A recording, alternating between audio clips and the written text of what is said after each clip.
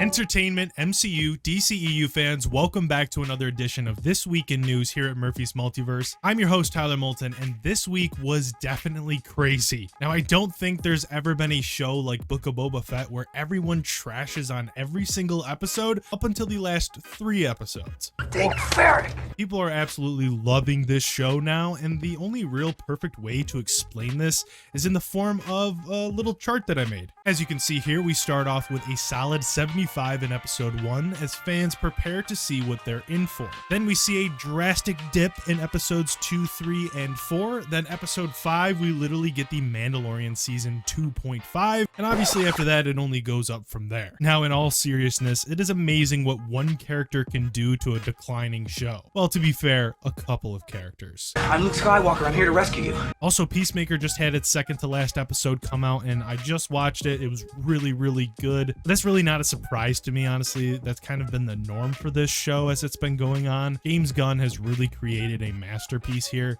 and I'm really excited to see what we end up with in the season finale. Getting back on track with Star Wars for a minute, we may now have a rough idea when the Mandalorian season 3 comes out. Line TV has reported that it is eyeing a holiday release for 2022, potentially around Christmas time. Now, that season will definitely clear up a lot of questions that left off from the Book of Boba Fett season finale, especially in particular with Grogu's future. What is that going to look like now that we know that he chose Din Djarin over further training with Luke Skywalker? And if you really think of it, Grogu dodged a bullet here.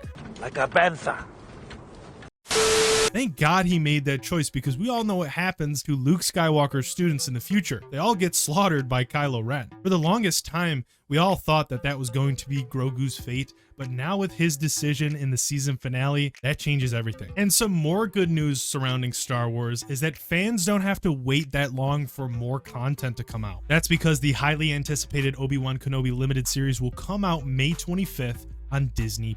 Star Wars Twitter announced this recently and displayed a cover photo as well with it. And in light of all these Star Wars surprises, there's also a ton of Star Wars production rumors happening this week. The High Republic project is rumored to be in development, along with the Ahsoka project that's rumored to be eyeing an April production start. And also, Secret Wars apparently rumored to start production in June. Wow, pretty cool stuff.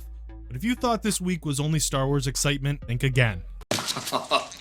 No, you have no idea what you're getting yourself into. The MCU had a crazy week as well. Anthony Ramos has joined for the Ironheart series in an undisclosed role. What we know is that his role is prepped to be a very big one. And listen to this, sources claim his role will be reminiscent of Jonathan Majors in Loki. Yeah, pretty crazy, that big of a role. Also, Russell Crowe just signed on to an undisclosed Marvel role as well for Sony's Kraven the Hunter. Now, we might be able to make a good guess on who Russell Crowe will be playing to if we just connect the dots for a minute. It seems most of the cast will consist of Kraven's family members, and with Crowe being one of the first few actors to sign on to this project, that could mean Crowe could potentially be one of those important members of the family. Miss Marvel got a big week packed with leaks. First, some set photos got out that included this gem right here. Those are 2 crew members carrying an Edith drone, and it seems to be chasing Miss Marvel in this action sequence. So how are these drones active again?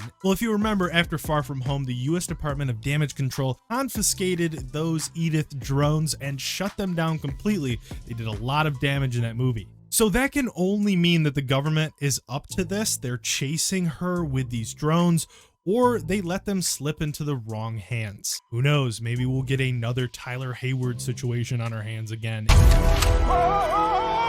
Stand down! Speaking of slipping into the wrong hands, the titles to Miss Marvel episodes also seem to have been leaked. Check this out, a TV guide tracking app called TV Time apparently has the names to every single Miss Marvel episode. And what's also weird with this is that Moon Knight, they have their episode names too, and an episode of She-Hulk as well. So it's like, what do they know that we don't? How did you know? This weekend seems to be all the talk as the Bengals face off against the Rams in Super Bowl Sunday. And while you're watching, look out for the first official teaser trailer for The Lord of the Rings, Rings of Power during the commercial break. And trust me, it will definitely be better with more shown than what was shown in that last sneak peek trailer that came out recently. And how do I know this? Well, the entry for a 30-second commercial on Super Bowl Sunday costs $6.5 million. Damn! So yeah, they're not playing around. So let me know in the comment section below, what was your favorite story of this week? We really like to see you guys commenting and see what your opinions are. Now, before we go, don't forget to smash that like, subscribe, and notification bell. I want to thank you for watching this video, and we will see you in the next one.